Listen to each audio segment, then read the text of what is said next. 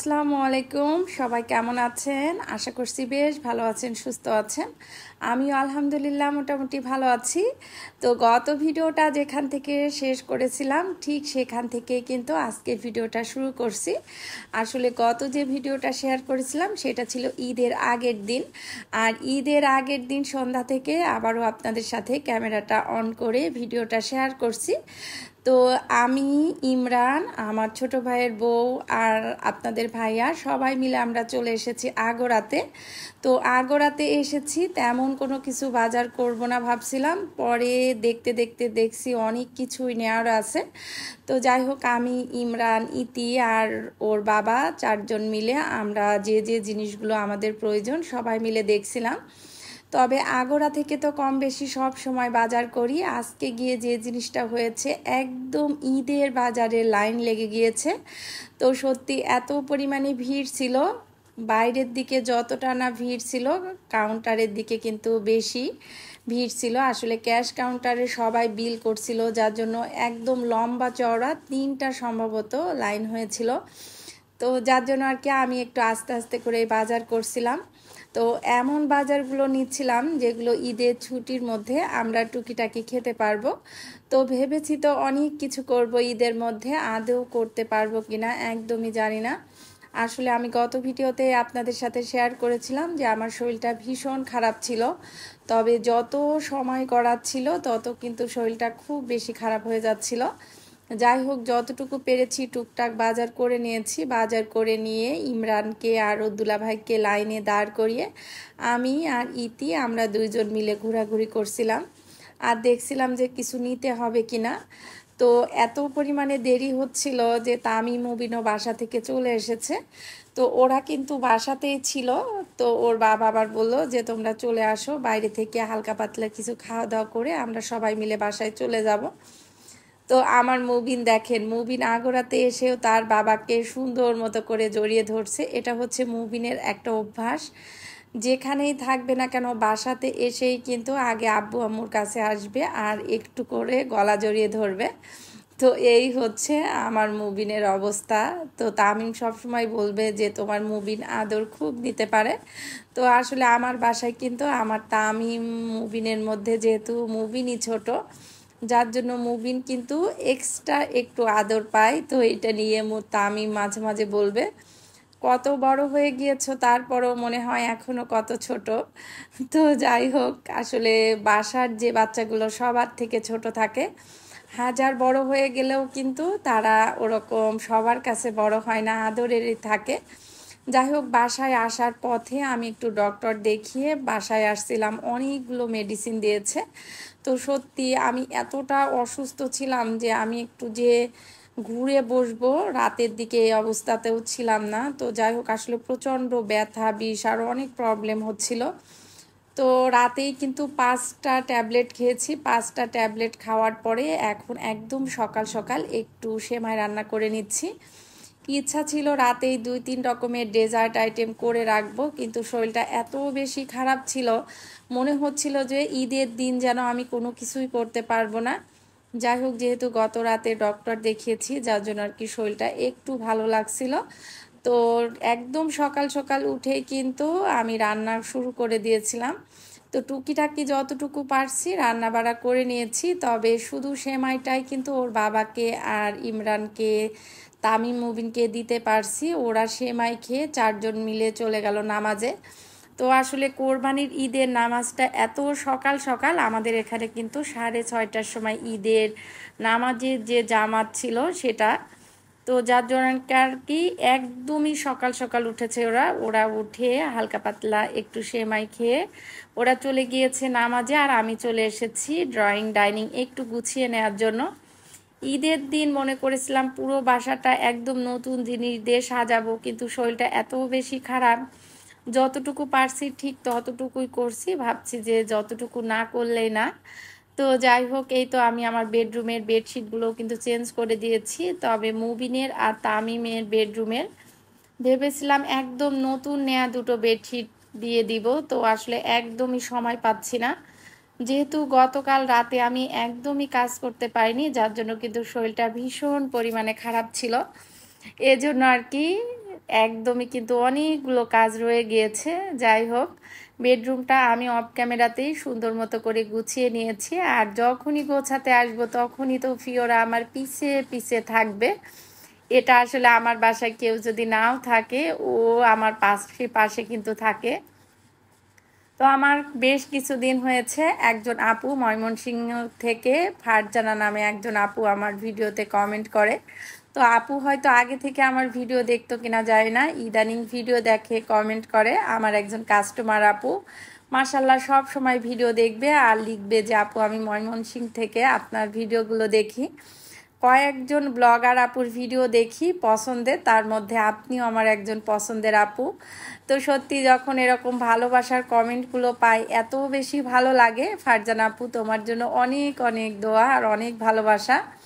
সব সময় এভাবেই পাশে থেকো, দোয়া রেখো যেন সবার মাঝে এতটুকু নিজের যেন একটা জায়গা করে নিতে পারি। তো আসলে কম বেশি কিন্তু আমার অনেক প্রিয় প্রিয় আপুরা আন্টিরা অনেকেই কিন্তু আমাকে সুন্দর করে কমেন্ট করেন। আবার ঈদের জন্য কিন্তু অনেক আন্টিরা দাওয়াত দিয়েছেন, আপুরা দাওয়াত দিয়েছেন। সত্যি ইচ্ছা থাকলেও কিন্তু অনেক সময় উপায় থাকে না, যার জন্য আর কি যাওয়া হয় না। আসলে কোরবানির ঈদে এত পরিমাণে ঝামেলা, আর কোথাও যে বেরোবো, একদম সারা বছর বলতে পারেন যে সংসারের কাজ, অফিসের কাজ, এগুলো করে একদম আমি হাঁপিয়ে উঠি। যাই হোক, সবার জন্য শুভকামনা, সবার জন্য মন থেকে দোয়া করি। যে যেখানে ঈদ কাটিয়েছেন ভালোভাবে ঈদ কাটান, আর যারা এখনও দেশের বাড়িতে আছেন সুন্দর মতো সবাই ঢাকা শহরে বা যার যেখানে গন্তব্য সবাই চলে আসেন। যাই হোক, আপনাদের সাথে কথা বলতে বলতে দেখেন আমি ডাইনিং টেবিলের একটা লুক কিন্তু ক্রিয়েট করেছি। আসলে এই যে ডাইনিং টেবিলের ম্যাটগুলো, এই যে প্লেস ম্যাট আর এখানে রানার, এগুলো কিন্তু হেলেন আপু পাঠিয়েছিল। তো আমি বলেছিলাম যে আপু আমার ডাইনিংয়ের জন্য কিছু এই যে টেবিল ক্লথ লাগবে, রানার লাগবে। তো আমি আমার পছন্দের কিছু নিয়েছি, আর হেলেন আপুর পছন্দ মতো কিন্তু দিয়ে দিয়েছে। তো কোনো কিছু না করলেও কিন্তু হেলেনাপুর পেজ থেকে নেয়া এই টেবিল ক্লথগুলো আমি দিচ্ছি, দেখছি যে কেমন লাগে। তবে ফাইনালি আমি যে লুকটা ক্রিয়েট করেছি সেটাই কিন্তু আপনাদের সাথে শেয়ার করছি।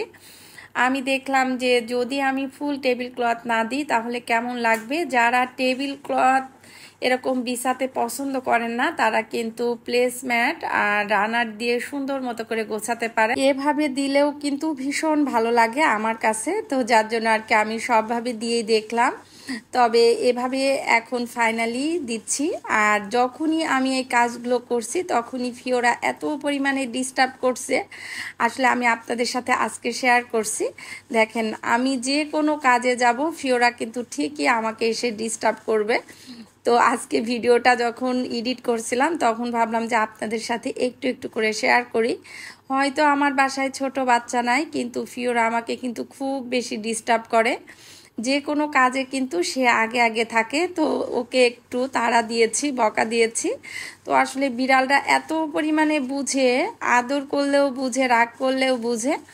যখন রাগ করি তখন চোখটা বন্ধ করে একদম চুপ করে থাকে, আর যখন আদর করি তখন কোলের মধ্যে এসে খুবই চুপটি করে বসে থাকে। তো সত্যি আমি ফিওরাকে অনেক বেশি আদর করি, অনেক বেশি মিস করি। ও যদি একটু না থাকে কোথায় গেল। তো তামিম কিন্তু গতকালই বলছিল যে আম্মু বাসায় ঢোকার সাথে সাথেই ফিওরাকে খোঁজ করি। তো যাই হোক, ফিওরাও কিন্তু আমাদের ফ্যামিলির একদম কিউট একটা সদস্য হয়ে গিয়েছে। যারা ফিওরাকে পছন্দ করেন তারা তো জানেন যে আসলে সত্যি ও আমাদের অনেক আদরের, আপনাদের যেমন তেমন। যাই হোক, আমি ড্রয়িং, ডাইনিং, বেডরুম হালকা পাতলা যতটুকু পেরেছি গুছিয়ে নিয়েছি। গুছিয়ে নিয়ে আমি চলে এসেছি আমাদের গ্যারেজে।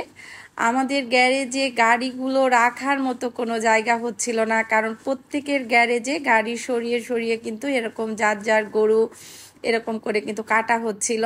তো আমাদের গরুটাও কাটা হচ্ছিল। আমি আর আমার ছোট ভাইয়ের বউ ইতি, আমরা দুইজন গিয়ে নিচে দেখে এসেছি, বেশ কয়েকবারই গিয়েছি। তো সত্যি ভালোই লাগছিল। আমি যখন আমার শ্বশুর বাড়িতে গত বছর কোরবানির ঈদ করেছিলাম তখন আমার কয়েকজন ননদ ছিল, আমার নিজের ননদ ছিল, আমার চাচাতো ননদ ছিল। তো আমরা সবাই মিলে কিন্তু কোরবানির কাছে গিয়েছিলাম। তো ওটাও একটা অন্যরকম অনুভূতি ছিল। আমার শ্বশুর বাড়িতে অনেক বড় বাগান আছে, ওই বাগানের মধ্যে কিন্তু গত বছর কোরবানি হয়েছিল, সেটা অন্যরকম একটা ভালো লাগা কাজ করছিল। আর এবার হচ্ছে নিজের বাসাতে, এটাও একটা অন্যরকম অনুভূতি ছিল। তো আসলে এক একটা ঈদের এক একটা বিশেষত্ব থাকে। আমার কাছে মনে হয় যে একবার এক এক রকমের অভিজ্ঞতা আমাদের জীবনে আসে। তো যাই হোক, অনেক দিন পরে বাসায় যেহেতু ঈদ করলাম, খারাপ লাগলো না, ভালোই লাগলো। তো নিচে থেকে মাংস কাটাকাটি করতে করতে কিন্তু ওপরে আমি দেখছি যে কিছুক্ষণ আগেই 5 কেজি মাংস দিয়ে গিয়েছে। তো এটা রান্নার জন্য দিয়ে গিয়েছে। আমাদের কিন্তু একদম সকাল সকাল গরুটা কোরবানি দেওয়া হয়েছে। আমাদের বিল্ডিংয়ের সম্ভবত একটা না দুটো গরু কোরবানি দেওয়ার পরপরই কিন্তু আমাদের গরুটা কোরবানি দেওয়া হয়েছিল, যার জন্য 8:30 কি 8:45টার মধ্যেই কিন্তু আমার বাসায় মাংস চলে এসেছে। তো আমি ভাবলাম যে এই যে মাংস ওপরে পাঠিয়ে দিয়েছে কিছুটা রান্না করার জন্য, তো এখানে 5 কেজি মাংস আছে, আমি 5 কেজি মাংসই কিন্তু বসিয়ে দিচ্ছি।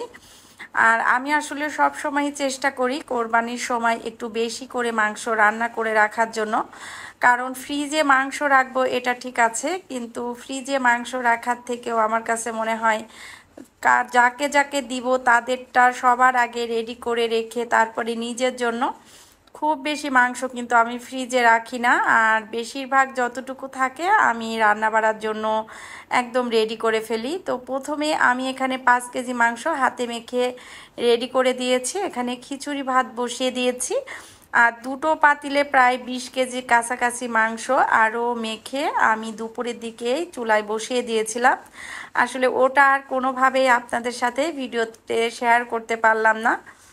যখন মাংসগুলো একদম রেডি হয়ে এসেছে তখনই কিন্তু আমি দেখছি যে নিচের যে মাংসগুলো সেই মাংসগুলো আবার চলে এসেছে, সাথে একদম ভুঁড়ি নিয়ে এসেছে। তো ভুঁড়ির যেহেতু ঝামেলা থাকে, যার জন্য আর কি আসলে অন্য কোনো কিছু যে আমি করব এমন কোনো কিছু কিন্তু করতেও পারিনি। তো মাংস 10 কেজি 10 কেজি 20 কেজি মাংস আমি বড় বড় দুটো পাতিলে হাতে মেখে রেখেছি।